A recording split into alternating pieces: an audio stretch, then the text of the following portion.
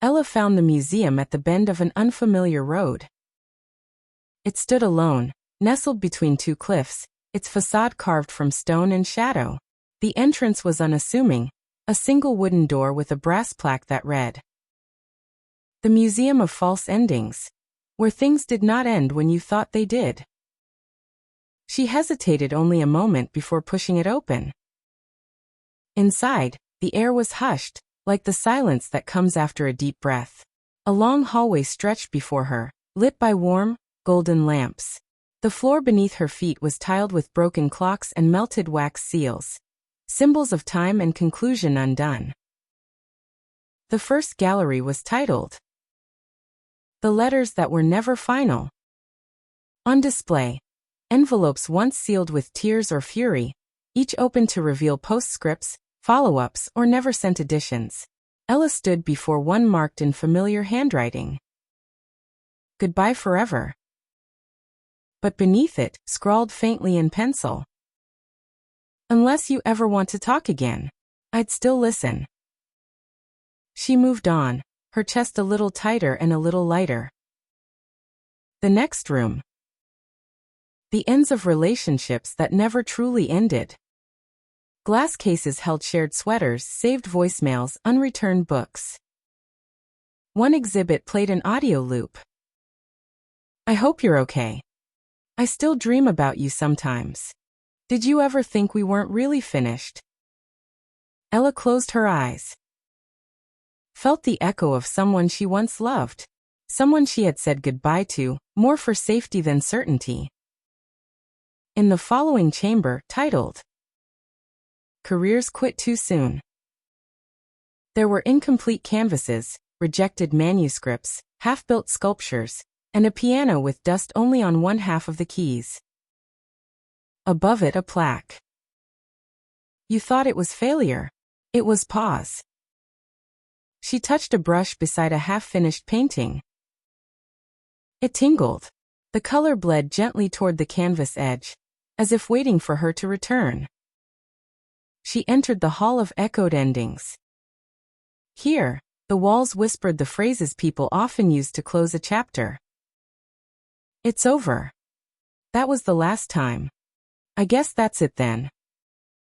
Each phrase shimmered, then unraveled like thread, revealing what followed. "But I kept thinking of you.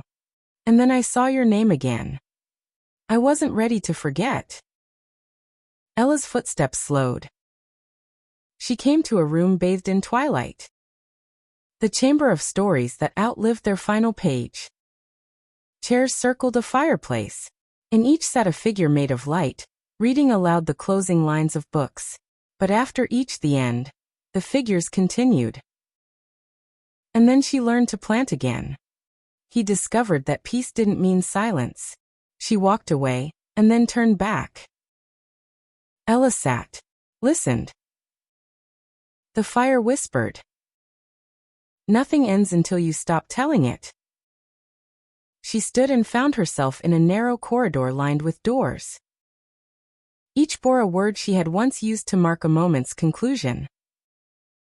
Divorce, graduation, loss, goodbye. She opened one labeled death. Inside, a room filled with scent. Her grandmother's perfume. Her childhood dog's bark. Her friend's laughter after midnight. She wasn't haunted. She was remembered. A book rested on a pedestal in the center. Its title, "What Remains." She opened it. Inside, blank pages. But the paper pulsed like a heartbeat. The final gallery was different. Circular, open to the sky. It was called The Garden of Continuation.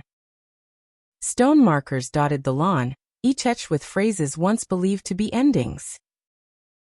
"This is where I gave up. This is where I broke. This is where everything ended." And beneath each, in smaller script, "This is also where I began again." Ella knelt beside one. "This is where I lost my voice," it read.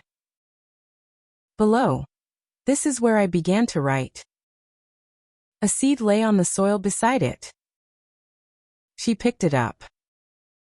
Planted it. A sprout emerged immediately, soft, green, stubborn. She smiled and walked to the exit. As she passed through the final archway, another plaque greeted her. You were never lost. You were never done. You were simply at a comma. Ella stepped into the sunlight. The breeze carried the scent of blossoms and old books. She whispered, "Thank you for showing me that endings are rarely ends. They're beginnings dressed in pause."